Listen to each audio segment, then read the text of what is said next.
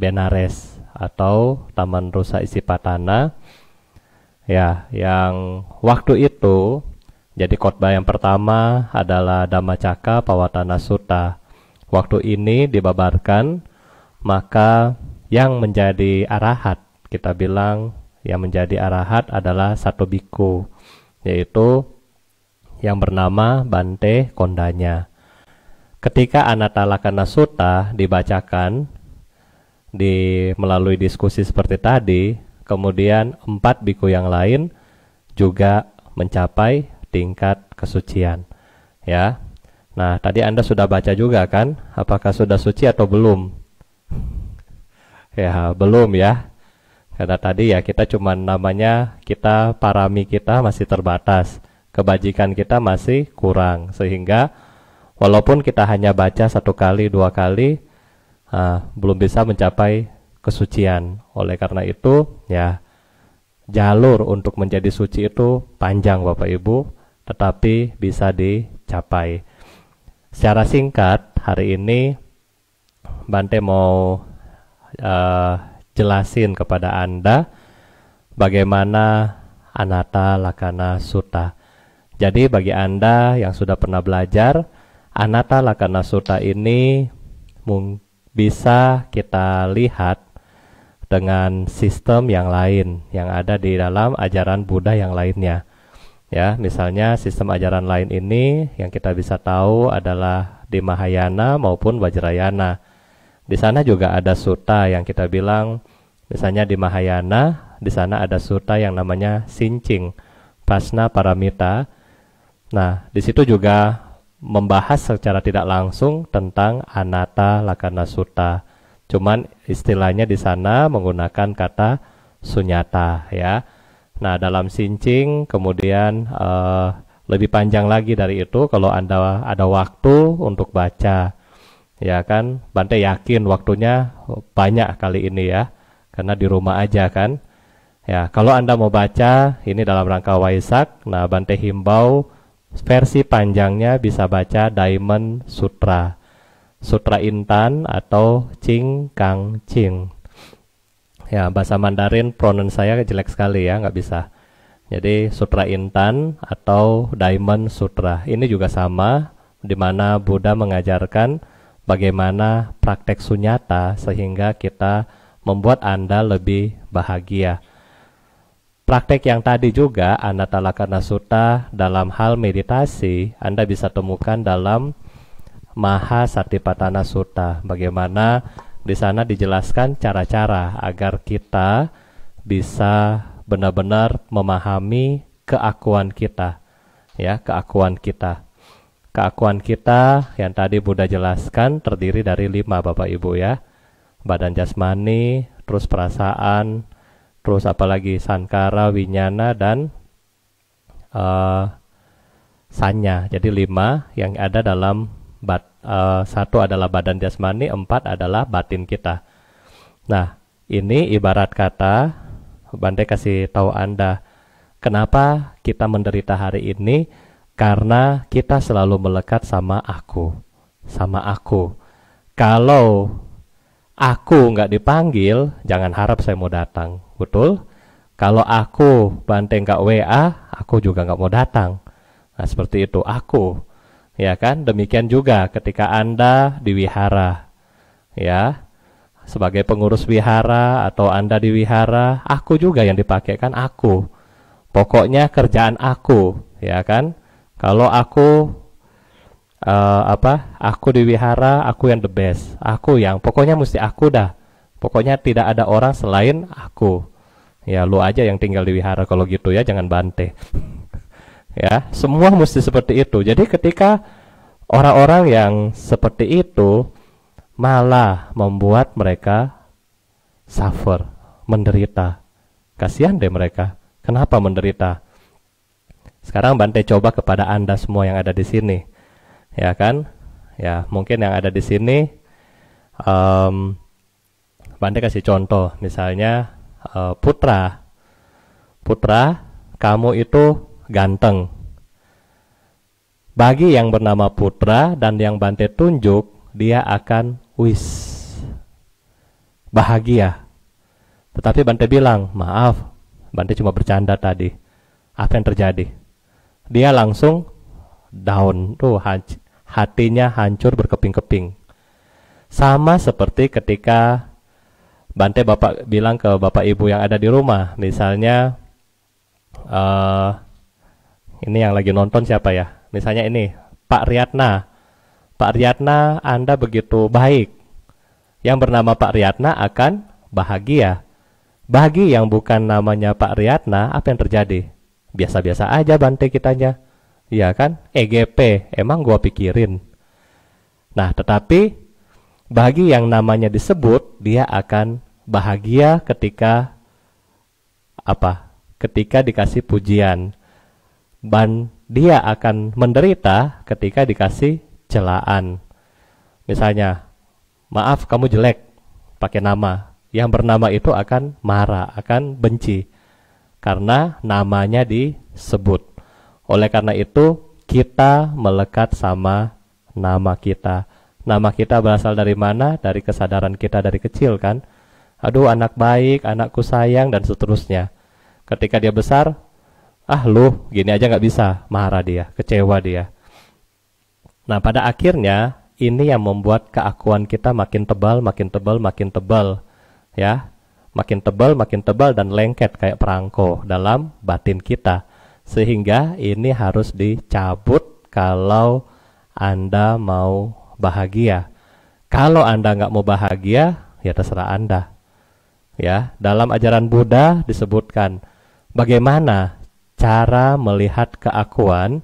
Nah, cara melihat keakuan Bante ada kasih contoh ini ya. Nah, Anda bisa lihat. Ini apa, Bapak Ibu? Ini adalah bunga ya. Ini bunganya bunga palsu. Kalau bunga asli Bante nggak boleh. Ini nanti itu ya. Jadi ini bunga palsu, bunga plastik. Ini adalah bunga. Taruhlah let's say kita bilang ini bunga mawar. Ya, ini bunga mawar kan. Ya Bante juga nggak tahu ini bunga apa. Ini bunga mawar. Nah sekarang Bapak Ibu, kalau kita pretelin nih ya. Sekarang Bante pretelin. Jadi kita cabut ini. Ini daun ya. Terus mudah-mudahan Bante Kamsai nggak lihat ya bunganya dicabut.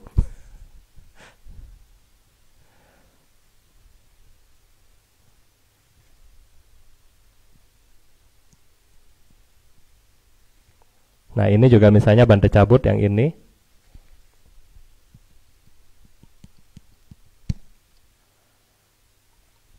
Nah sekarang bunga mawar yang tadi Bapak Ibu terdiri dari 3 kan. Bante sudah pisahin jadi 3. Jadi tinggal batang, tinggal bunga, terus tinggal daun.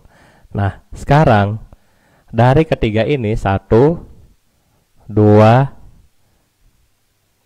3, mana yang kita bilang bunga mawar? Mana yang kita bilang bunga mawar? Nggak ada. Apakah ini dibilang bunga mawar? Bukan. Ini? Bukan ya. Ini? Bukan. Tangkai. Ini namanya daun. Ini namanya kelopak. Ya. Jadi namanya bunga adalah satu kesatuan. Satu kesatuan baru dibilang bunga mawar. Sama dengan badan jasmani kita Bapak Ibu. Kalau badan jasmani kita ini dipotong-potong ya, telinganya ini, misalnya ini adalah Bante Dhamma Wudho. Ketika telinga saya ini dipotong, ditaruh di meja, mata saya dikeluarin ya, lidah saya dikeluarin, rambut saya nggak ada rambut ya, kacamata saya dikeluarin. Nah terus kalau di meja ini yang Bante Dhamma Wudho sekarang yang mana? Ini telinga, ya kan? Ini cuma biji mata, ini cuma kacamata. Nggak ada. Oleh karena itu, kita harus memahami bahwa yang ada dalam badan jasmani kita hanyalah unsur. Jadi, kalau kita menyadari ini adalah unsur, ini bukan aku, dan ini bukan milikku, maka disitulah Anda akan mulai bahagia. Kalau Anda melekat sama badan jasmani Anda, Bante jamin 100%. Mau apapun agama Anda nggak akan bahagia. Kenapa? Bante kasih contoh. Ini badan saya, ini badan Bante Dhammawudo. Kalau misalnya badan ini saya duduk bersila, duduk bermeditasi bersila. Misalnya kita duduk selama 2 jam. Ketika 2 jam akan duduk, mulai muncul apa Bapak Ibu? Pegel, kram kan? Boleh nggak kira-kira saya bilang, wahai kram, kamu nggak boleh kesini karena ini adalah badan aku. Bisa nggak kira-kira? Nggak bisa. Ketika jerawat kita muncul, kita bilang jerawat keluar. Karena di muka ini adalah muka aku, bukan kamu. Kamu keluar. Bisa nggak? Nggak bisa. Rambut ini jangan jadi putih, tetap hitam tanpa disemir. Bisa nggak kira-kira? Nggak bisa. Mata ini nggak boleh pakai kacamata, harus terang terus. Bisa nggak kira-kira? Kalau nggak dilasik bisa ya. Jadi badan jasmani ini kita nggak bisa kontrol Bapak Ibu. Apalagi Anda mau pergi keluar untuk kontrol penyakit corona ya, jangan coba-coba ya. Jadi inilah yang kita bilang, kalau kita melekat sama keakuan kita, dalam hal ini jasmani, perasaan kita, sankara, winyanang, dan sanya kita, maka disitulah kita menderita. Kita melekat sama siapa? Oh, ini anakku. Iya, waktu kecil, aduh anakku baik banget ya, imut-imut ya, kayak Barbie. Begitu dia besar, amit-amit Bapak Ibu, pusing. Aduh, kok anak sekarang kayak begini Bante? Ya itulah, karena kamu melekat sama anak kamu yang masih Barbie, yang masih kecil. Kalau sudah sekarang, ya udah enggak. Nah itu, jadi penderitaan kita yang buat sendiri Bapak Ibu. Kita buat karena kita yang pertama kita tidak tahu, yang kedua karena kita mau kepo, mau ikut campur dengan perasaan kita dan semuanya. Akhirnya ini yang membuat kita setiap hari menderita. Oleh karena itu, biar kita nggak menderita, ya kita harus memahami ini aku, ini bukan milikku, dan untuk ketidakkekalan kita akan bahas besok ya. Jadi hari ini cukup sampai di aku, me, wo. Pokoknya kalau aku punya barang rusak, aku marah dan seterusnya karena ada aku ya. Tetapi bagi anak-anak Anda yang mendengar video ini, jangan bilang, oh mama tadi pecahin, mama punya gelas, nanti bilang ke mama, oh mama ini bukan milikku ya. Itu tidak boleh. Nah, itu salah program ya. Jadi kembangkan ini dalam batin Anda, sehingga dalam masa Anda di rumah Anda juga bisa berbahagia. Karena kenapa? Anda bisa tahu perasaan Anda ke suami Anda, perasaan Anda ke istri Anda, perasaan Anda ke anak-anak Anda, perasaan Anda ke orang tua Anda. Jadi Anda bisa tahu, Anda bisa stay dengan lebih tenang lagi. Kalau ini masih bermain, aku dan egois Anda bermain, di rumah Anda akan merasa depresi. Ya, jadi tolong lihat kembali aku kita, ukur aku kita seberapa kuat. Kalau masih kita masih mau keke dengan aku kita, ingat kata Bante, ingat kata Buddha, aku yang membuat diriku sendiri menderita, karena aku yang ego kita yang bermain. Oleh karena itu, ya kita harus kurangin aku Anda, aku masing-masing. Aku juga masih punya aku. Ya, kita masih belajar. Cara belajarnya bagaimana? Bermeditasi. Kita meditasi yang singkat dulu. Selama beberapa menit ke depan, Anda bisa duduk dengan rileks.